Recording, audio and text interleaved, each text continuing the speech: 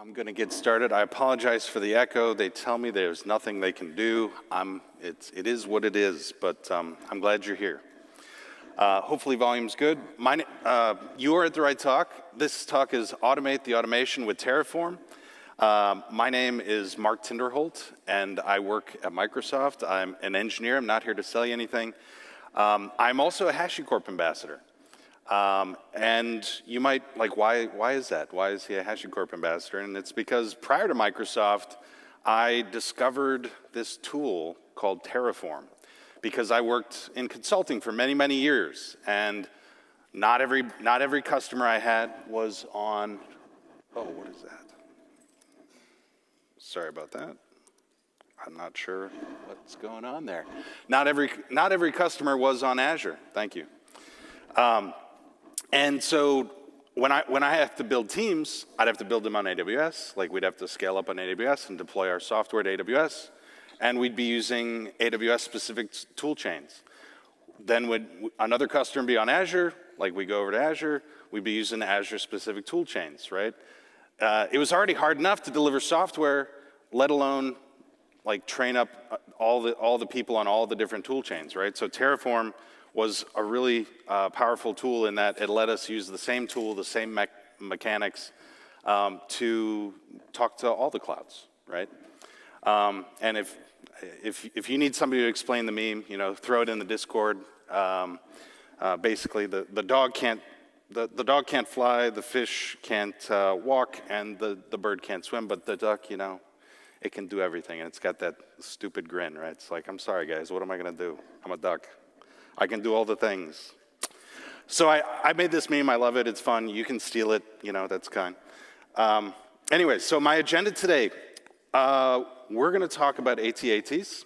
But before I do that, I'm going to set a little bit of context. We're going to talk a little bit about the evolution of cloud ops. Like, that's how do we manage, provision and manage systems on the cloud? What's the problem? How do we fix it? And then possibly a live demo when we get there. So the evolution of cloud ops. When the cloud first came out, it was very disruptive because it's like, oh my gosh, I don't have to open a ticket and wait to get a VM for 2 weeks, right? Or insert how many weeks it took, right? So the self-service portal was huge. Then we were like, okay, we've been doing this, like I've been clickety-clicking in the portal, and like I've had to do that same thing 8 times, and every time I do it slightly different, and I'm a human, so I goof, on the 3rd step of the process. How do we do this a little better?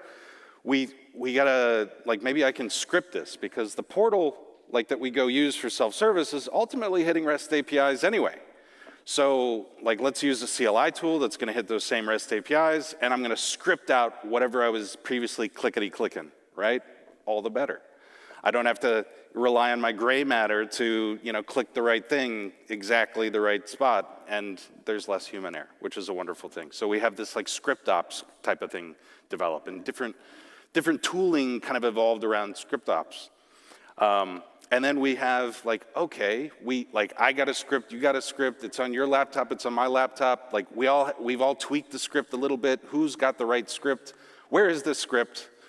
And then it's like we've solved this problem before, right? In software development, we have source control management. It's like, okay, now that we're building our processes around source control, right? That Git repo.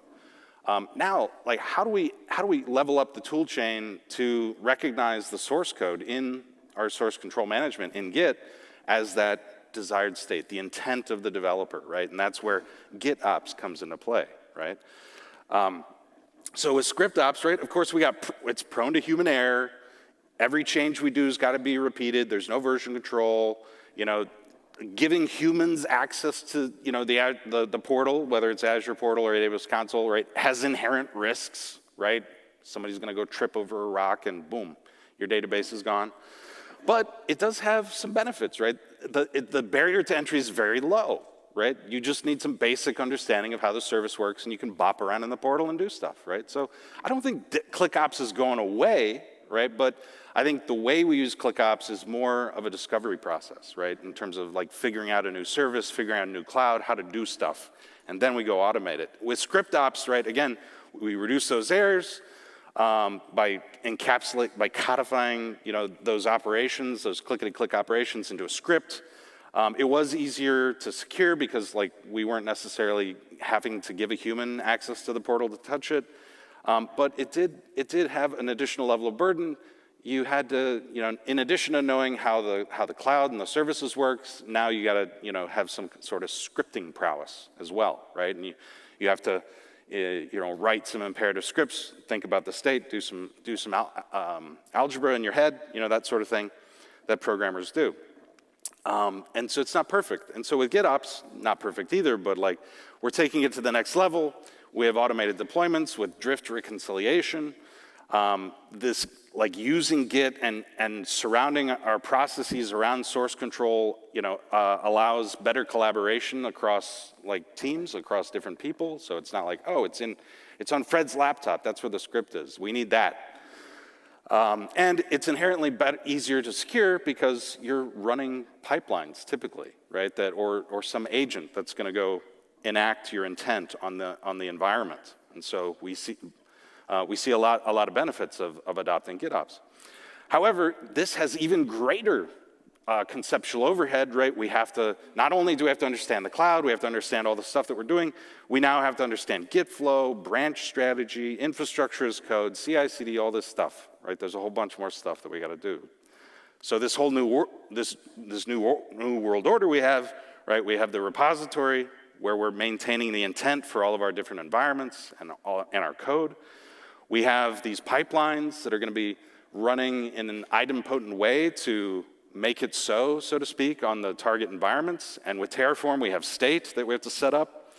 Each of those pipelines needs to have identity, so that we can implement least privilege, right? We don't just want to give out God mode access like candy. So every environment, non-prod, prod, we can focus the identity to just give the access that it needs and point it at the environment that we want to target, what AWS account, what Azure subscription. So this is kind of the pattern that we follow in the GitOps world. And at the center of this, at the intersection, is these pipelines. These pipelines kind of stitch all these things together, these different contexts. We've got the back-end context. Where's the Terraform state going to go? Where's, who are we impersonating to go make this environment real? What environment is this? Dev, test, prod, and what are the unique characteristics of that environment? How should it look like? And then how is this going to be executed? What version of the tools are we using and that sort of thing? All of this converges in the pipelines. And so with this, we have this new hope, we're going to get rid of ClickOps. We're not going to clickety-click in the portal anymore. But we actually have a bunch of new problems, right? We have to go set all this stuff up and stitch it together, play a big game of connect the dots, and make sure everything ticks and ties. We got to set up our source control. We got to set up the Terraform state backend, service accounts and identities. Then the pipelines where it comes all together, we got to set all that stuff up. That's a lot of stuff to do, right? So in the face of all this, we got to deliver software at the same time. So what do? We go back to ClickOps, that's too much work. Let's go to GitHub, let's go to Azure DevOps and clickety-click this stuff into the automation platform that we're using? No, nay, I say unto you. There is a better way, and it's time to suit up. This is where the AT-AT comes into play. Enter the AT-AT, bum, bum, bum, right? So what the heck is an AT-AT? It's a special type of Terraform module that's designed not to provision traditional infrastructure, but to provision the automation that's going to allow your teams to release your software to that target platform, right? It's attacking human toil that goes into setting up that automation so that you can spend more time focused on delivering your software and less time playing connect the dots, right? So getting all this stuff set up, right? We've got the repository, the GitFlow branch, which is all the branching thread, the pipelines, and the contextualization of those pipelines, all that stuff, we got to set up. We need to automate the automation. Otherwise, we just go back to ClickOps, but in a different control plane. We're no longer ClickOpsing in AWS portal or AWS console or Azure portal. We're ClickOpsing in Azure DevOps, setting up our pipelines or GitHub Actions or GitLab or whatever, right? This is so meta. And I think of it as this, like you've got normie IAC, infrastructure as code, which is like I've got the Terraform that's going to provision my environment. But AT-AT is like we've got Terraform that's going to terraform the Terraform to provision our environment. So it's like mega mode, right? So what does this actually look like? Now, this is not a new idea by any stretch of the imagination. Terraform, as many of you might know, has a broad ecosystem of providers, which a provider is just a different control plane that you can automate against. Now, when people think of Terraform, they obviously jump to the big providers like AWS or Azure, because that's the typical way that people use Terraform. But within AT-AT, we're using some of those existing providers, but we're also going to be using the automation platform as a control plane. In this case, in the instance of the AT-AT that I created, called the GitHub AT-AT, I'm automating against the GitHub control plane. So that means setting up the repository, setting up your branch strategy, your environments, and even some source code, which we'll see when we get to the live demo. And so this GitHub AT-AT is my incantation of an AT-AT module. You can go build your own, right? And the concepts I'm trying to lay out today are concepts that you can go take and you can go do this on AWS or Google Cloud or whatever you want to do, right? Whatever's your thing, whatever's your jam. And the way that I developed this module is in a composable way, and we'll see what I mean by that in a second. But the composability of this module library for the GitHub AT-AT allows us to kind of start small with a very simple use case, which is like, how do I just get like a Terraform like core workflow going, right? With a blank canvas, with a new environment, and get it out the door, right? And that's kind of like the first thing that's in the box, which is a standalone starter app. It'll set up your entire GitOps process, and when you run that core workflow, Terraform plan, Terraform apply, Terraform, you probably wouldn't destroy it initially. When you run Terraform apply the first time, it's just going to spit out a resource group, right? Now, at that point, it's up to you. It's a blank canvas. You can go put whatever you want into that, submit a PR on that, brand new repo, and you're off to the races. You can go do what you want. Now, because of the composability of this module library, I've been able to add additional technology stacks and architectures to it. So I've added layered complexity onto it. The next step is like full ALM, that's infrastructure and application lifecycle management for very opinionated tech stacks. And like, what are those tech stacks, really? I mean, the starter app, we got just a resource group that we pop out. On Azure, those tech stacks might be Azure functions. Like, it's a very specific service topology in Azure that we want to target. Maybe I want to do .NET, maybe I want to do Python, whatever it is. So with the GitHub AT-AT, I can produce a fully operational GitOps environment with my chosen tech stack, with my chosen architecture. We layer on AKS. We can do infrastructure as code using Packer or Ansible. I mean, the sky's the limit, right? Like, you just continue adding a little bit of complexity there. Now, what is the shared? I'm going to demo the Azure Functions version of the module with you today. And so how does this work? With Azure Functions, kind of like AKS, right? You're going to have some shared infrastructure that you want to layer multiple services on top of, right? And so there's going to be a core module that provisions that shared infrastructure. And then for each service or application that you want to deploy to that shared infrastructure, you spin up a new application or service, right, that leverages or references that shared infrastructure. And so that's kind of the topology of the module. And so in that shared infrastructure, we're going to have shared compute, a shared observability stack, shared secrets management, those, maybe some event messaging, like with Event Grid or something like that. And then each service that we stamp out it's going to attach to that shared infrastructure, but it's going to have its own stuff. Because every service or every application might have its own dependencies. Maybe one team is rocking Postgres, maybe another team's rocking Cosmos. Who knows, right? So every service, they have their own free rein to go forth and use whatever services, whatever architecture they want to do. So let's take a closer look. And I'm going to actually show you some of the code that we're going to look at. The first thing we're going to look at is how do we set up the module by giving it the target environment and the context, the GitFlow configuration, how do we lay down the tracks for the shared infrastructure, then start adding apps and services, and then all it is a Terraform apply.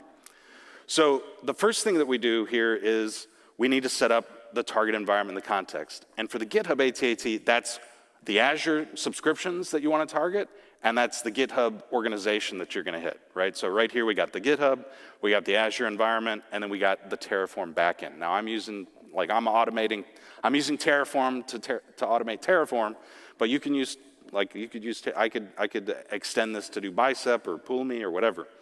The next step is, now I want to configure the GitFlow for this environment. Remember, the goal is not to just clone a repo and have to set everything up from scratch. I want to tell the GitHub AT-AT how my team works, what long-lived branches I want to maintain, and what environments are tied to that branch. Where does dev live? What branch does it live on? Where does prod live? Do I want a stage environment? And we all know GitFlow has all sorts of variations. And with very simple syntax, you can define your branching strategy, reviewers and approvers, and the works, right? So here, I'm just specifying what branch goes to what subscription in Azure so that I can set it all up, and then what Terraform backend that I want to use. So again, we're connecting all the dots for you, right, with this configuration. The next step, I'm going to lay down my core infrastructure. Now again, I only have to do this once, right, for cluster of services that I want to cohabitate. And with this, I'm going to reference the GitHub AT-AT module, and I'm going to reference one of the core modules that's going to lay down shared infrastructure. This is just a practice that I follow. And I'm going to specify what that GitFlow configuration looks like, and then each opinionated architecture that I've implemented into the GitHub AT-AT has its own parameters, and they're going to be specific to that tech stack, right? So if you're running on Azure Functions, you need to pick the OS type and whether you want to do consumption, premium, flex consumption, whatever, right? If I'm going to rock AKS, I'm probably going to have configuration settings for what my node pool looks like and stuff like that, right? But again, also a big one is going to be what region I want to deploy into, or potentially what regions, right? Now, this module that I'm about to go deploy, again, is composed by a subset of other modules. Now, as the user of this module, you don't care, right? I'm just sharing this to give a little bit of insight about how I designed this thing to be flexible enough so that I can go out and be highly productive and create more layers of extensions on top of that core. And so here, when you hit the Azure Function Core module, it's actually leveraging a standard Terraform core workflow module that sets up the code base for Terraform, and that sets up the Terraform core workflow GitHub Actions, as well as hooks into Entra ID. Now, if you wanted to go rip and replace Entra ID with, pick your own identity provider, you could use the same structure of this module and just pop out Entra, pop in whatever you want, right? If you don't want to use GitHub Actions, you can pop out the GitHub Actions module, pop in Azure DevOps Pipelines. It would cease to be the GitHub AT-AT at that point. It would be the Azure DevOps AT-AT, but whatever, here nor there. The next step is setting up apps or services. Now these, I'm probably going to do a few times. Once I figure out, okay, I've got my core infrastructure, every time I want to have a different app or service, that I want to go develop with its own isolated, infrastructure and application lifecycle. Think of a dev team that's going to execute against this code base, right, and own it and make it their own. This is when you're going to go stamp that out, right? So the core is more of a platform engineer space, and a platform team would probably go and maintain that long term. This is where the app dev team is going to go forth and maintain, right? Because this is where the application code is going to live, and it's going to reference that platform that we provisioned and maintain with that core module. And so here, again, we're just referencing the GitHub AT-AT module, and we're referencing the function app, right? And so this is a highly opinionated version that, again, uses the GitFlow process, but then has .NET specific configurations. I'm an OG .NET developer, guilty as charged, so I set this up for .NET. You could go follow the pattern and implement Python or Java or whatever you want, right? But notice the parameters here are very specific to setting up a .NET project. What's the namespace of the solution? And when I provision this thing, I'm gonna have a fully operational application that's fully connected to the observability stack, that's connected to the databases, that's connected to the event grid, that's connected to all of the infrastructure that I laid down. So there's no, not only is the infrastructure all tick and tied, and the game of connect the dots has been played, but the game of connect the dots for the application code has been played as well. Like the app devs don't have to go figure out, what the connection string is and set up the environment variables and make sure it pipes to the right place. The GitHub AT-AT just takes care of that for you, right? It's about eliminating that friction and toil that developers have when starting a new project.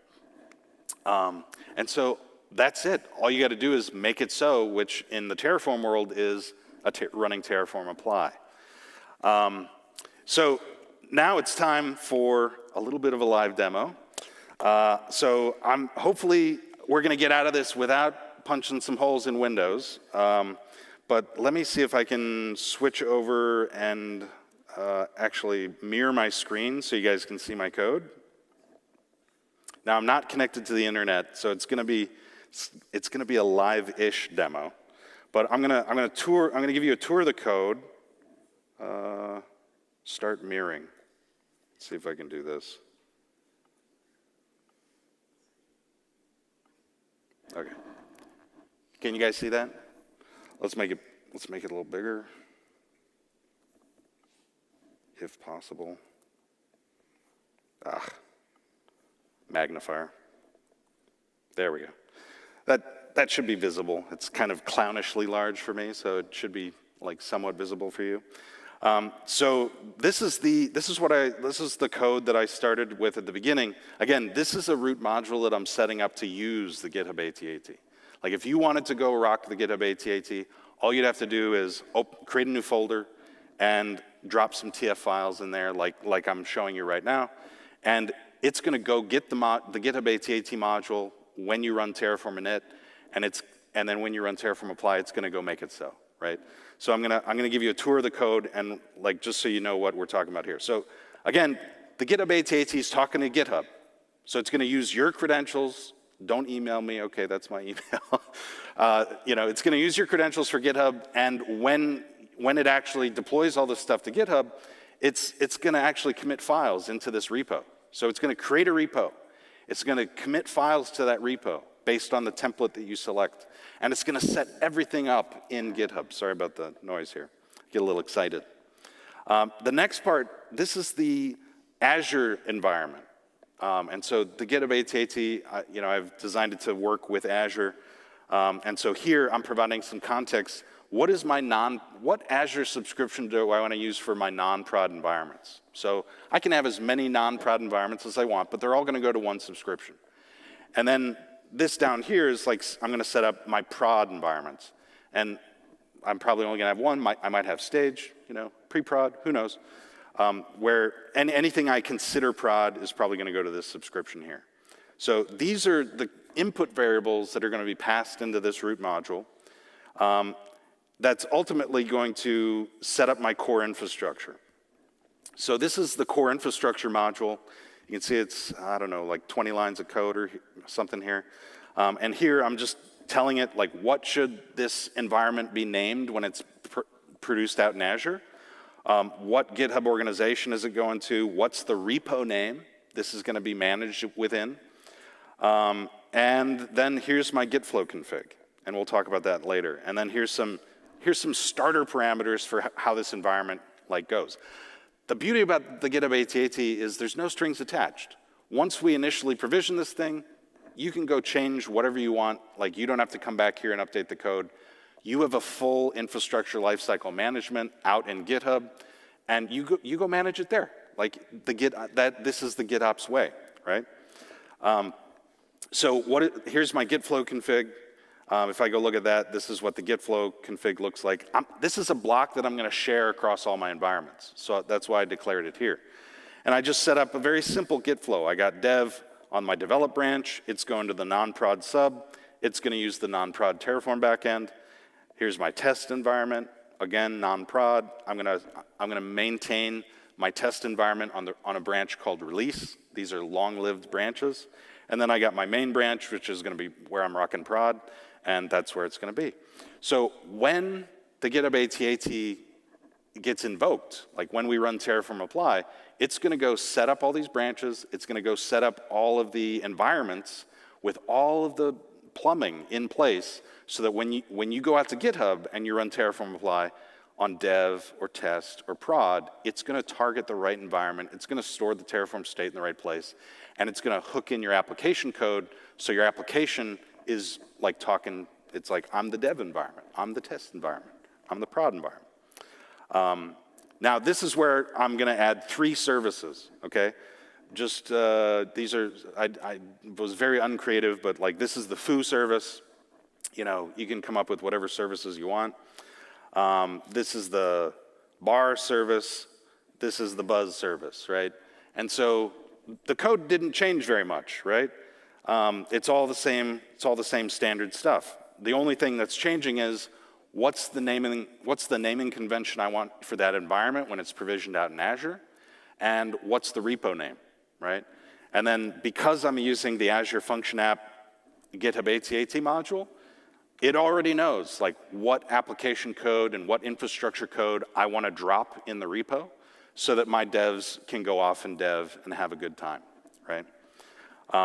So that's kind of the structure of this environment. Let me run my video. Oops, spoilers. There we go. All right.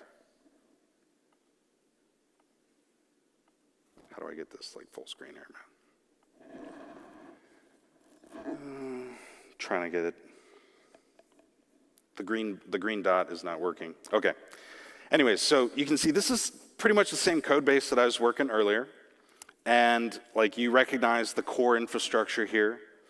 And you can look down here in the Terraform apply. We got 4 in the plan. When we run Terraform plan against this setup here, you know, I've got my same GitFlow config. I got dev, test, prod, going to the different subscriptions. All that's the same, right? And when I go run plan, I'm gonna see all the stuff that Terraform is gonna want to go create. And you can see in the plan it says there's 414 things to add. That's because we're going to go set up everything out on GitHub. Now just imagine 414 things Terraform's about to go do for me. If I'm setting up a simple project with shared infrastructure with 3 services, you know, maybe that's you know, a front end, a back end, and some other service, right? That's 414 things that I got to go set up. That's a lot of toil that a human would have to go clickety-click around in GitHub to go make this happen. And so I'm accelerating the plan here, but you know, it's a little bit of the Matrix kind of experience there. But once you're done, I'm gonna pause this here so that we can kind of settle. Where are we? There we go. So once we're done, like I have 4 repos. I have a StirTrek core repo. I got a service 1 repo, a service 2 repo, service 3 repo. The names don't match, I apologize. But you can see each of those repos is going to be an environment where I manage one layer of this application, this platform. In the core repo, I've got infrastructure code in there that's going to manage the shared infrastructure. And that's where the platform team is going to operate. And they're going to be basically working with nothing but Terraform. right? Making changes, adding stuff when people need it. Oh, you need a Cosmos DB? Like, everybody needs a Cosmos DB. Let me drop a Cosmos DB in here. Let's get it up, and now you can start using it, right? Oh, you need an Event Hub. You need some Kafka. Let's drop it in the core, and all the services and applications can latch onto it if they want. These services repos, this is where we have both infrastructure and application code, and that's where the dev teams are going to go operate. And the repo, I believe, is becoming the new RBAC boundary that's important for dev organizations, right? Whoever has access and commit access and pull request approval access really controls what's out in your environment when you implement GitOps, right? Because if the code describes the developer intent of what's going to make it out into that target environment, then whoever can change what that intent is in that code base matters a lot. Which is why I do like to set up multiple repos to help better compartmentalize that RBAC boundary around that developer intent. Now, without the GitHub AT-AT, that's a lot of toil. But if you can use a tool like the GitHub AT-AT, then it makes it that much easier to do multi-repo. But I do recognize a lot of people do mono-repo, but I think that's more of a function of like just the pragmatism of not wanting to have to manage so many repos, right? So those are the repos. All those repos have been set up. Those repos have GitHub Actions in them. You can see this is the core. We got Terraform code in there. That's going to provision an app service plan for Azure Functions. That's going to provision an event grid, an observability stack with log analytics and app insights and all the Azure stuff, the usual bits. And we also have a GitHub workflows folder, which we basically drop a bunch of YAML files, right? Now those YAML files, and we'll see those later, and we'll actually see those YAML files being used, are what are going to actually do the automation. And those YAML files have certain preconditions that need to be met in order for them to run. Again, that pipeline is kind of the crossroads of all these things, identity and the environment context. And so you can see here in the core environment, I've actually set it up to be a multi-region enabled. Here's all the GitHub Actions that you get and how they show up, how those YAML files show up in the GitHub Actions. So we have the ability to invoke specific Terraform core workflows. We also have a GitFlow process so that when we submit a pull request, we run a Terraform plan to go see what change we're going to enact on the environment without touching the environment. And then when we're ready to merge and we approve the PR and then we merge, then Terraform apply is going to run. And right now you can see I'm running a plan, and I'm going to provision the prod environment. I'm going to go produce 12 resources, which is that app service plan and the app insights and all that stuff. Now, I haven't provisioned anything yet. Terraform plan is just saying, this is what's in the code base. This is what I would go do if you gave me consent to go do this on your behalf. And we just did that. I'm running the apply. I did a little bit of time warp there for you. And I'm provisioning that core infrastructure right now. Again, a little bit of a time lapse here. And I just provisioned those 12 resources now. And if we go out into the Azure portal, I can go see that core environment. Let me go typey the actual name so that we can see what it's called. And I fumble over the keyboard. It is a live-ish demo, right? I'm making mistakes. So I'm not sure if you can see that, but this is our core global resources. So this is where our app insights and log analytics are. That's our observability stack. And this is a regional stamp.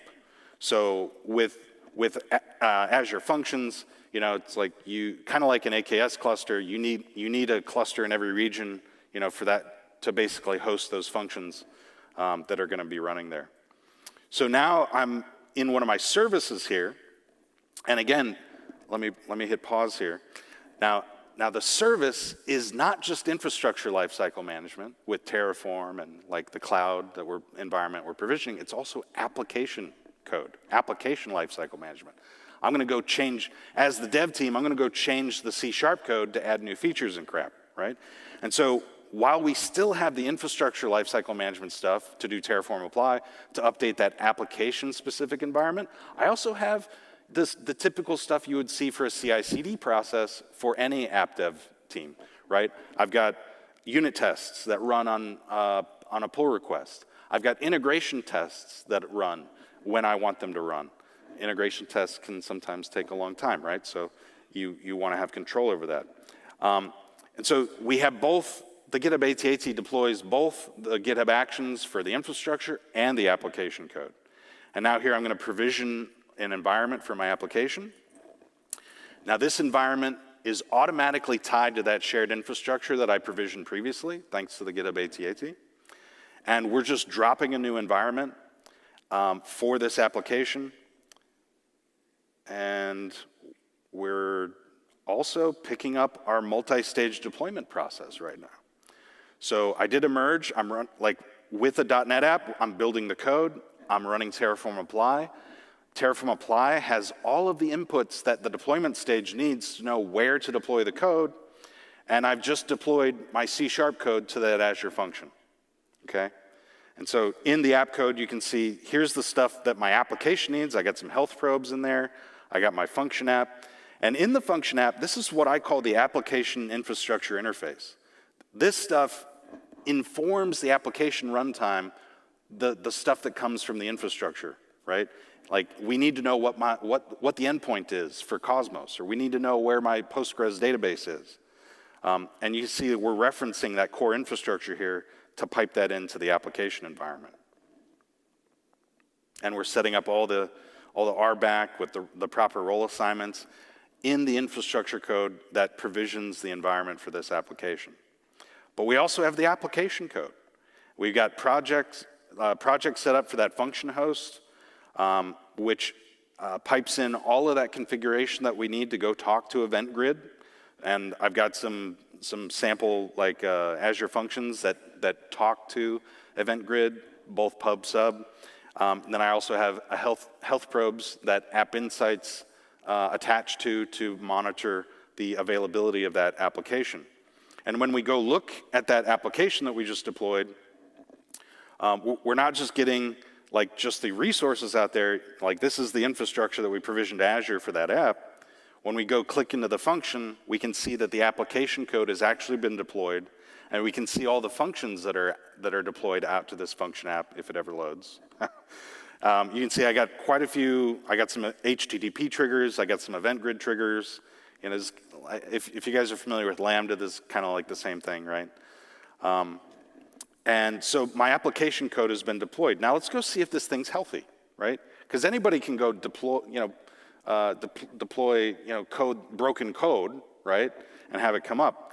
Let's see if we get day one health of our environment. So I'm going to pop over to the App Insights instance, because again, when I deployed that application, I attached to my observability stack, and I put in health probes for each of my services.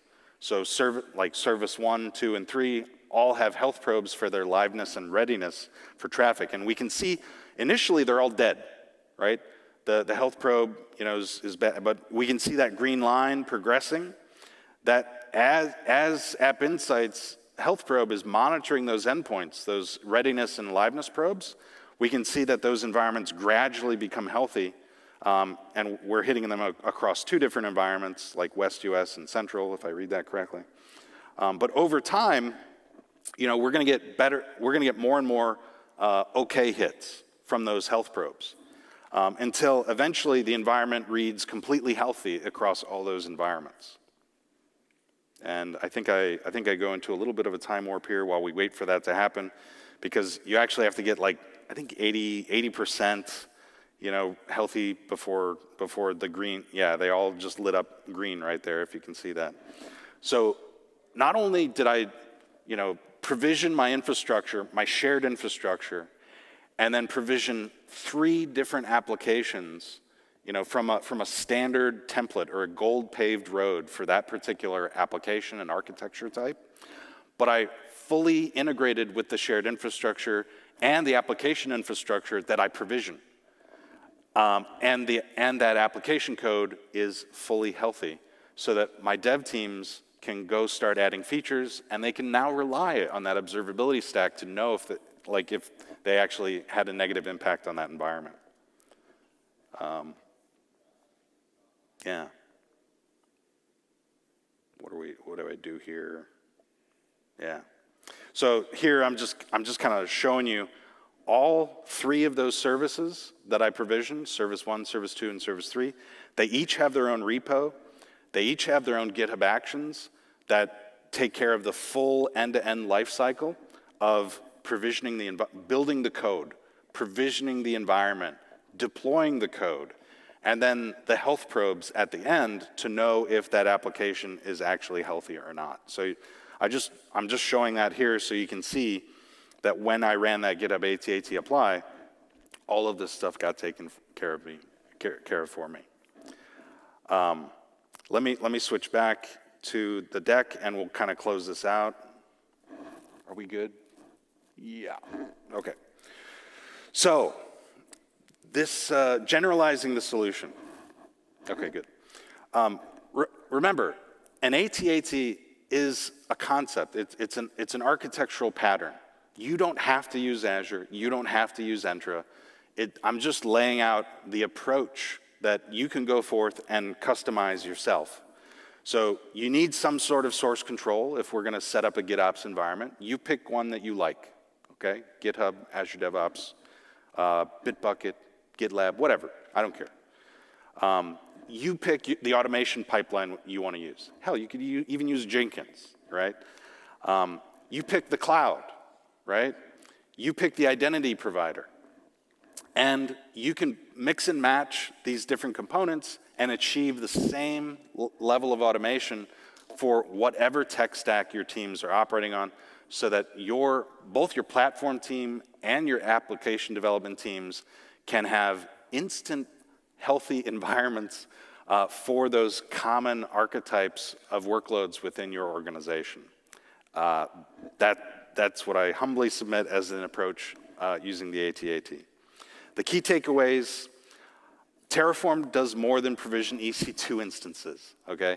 It not only does it talk to other clouds, it also talks to any control plane that there's a provider for, and there's a whole bunch, spoiler alert. You can eliminate toil by using Terraform to automate your automation platforms, whatever they may be, which helps eliminate that new level of ClickOps that we're seeing within these environments like GitHub and Azure DevOps and GitLab, where we're back to clickety-clicking our release process into motion. And then building a set of composable Terraform modules like I did with the GitHub AT-AT within the context of your organization, you can rapidly enable your teams to create gold-paved roads that eliminate the friction of onboarding new projects or experiments or whatever they're trying to do without all the connect the dots and human toil that goes into that. That's it. Thank you so much for your attention. I think we're about 2 minutes until time. This is me. I do a lot of things. I'm an engineer at Microsoft. I don't actually do Terraform at Microsoft. It's really kind of funny. I'm not in dev relations. I'm actually in platform quality. So I'm actively trying to make the Azure platform better, more stable, more reliable for you and myself. But I'm very passionate about helping customers more effectively use Azure, because that's a win-win for us and for you. And I believe Terraform is a great way to do that. So I have a YouTube channel where I talk about Terraform and Azure and infrastructure as code and all this stuff. It's called the Azure Terraformer. You can check me out there. I'm on LinkedIn. I'm on all the things. I do have a Udemy course that I just published called Terraform 101. It's a lot of fun. So if you want to check that out. And I have a book in that big bookstore in the cloud, Amazon, yes, called Mastering Terraform, which I cover all 3 clouds, AWS, Azure, and GCP, trying to meet you guys where you are. So whatever cloud you want to plant your solution on, I meet you where you are. I do hope you give Azure a chance, though, because Azure is my favorite cloud, but I recognize, it's a multi-cloud world. So Thank you so much for your attention. Really appreciate it. Throw some questions into the Discord, or just meet me up, after the talk and in the hallways, and I'll be around. But thank you so much for your attention. And enjoy your Stir Trek. Cheers.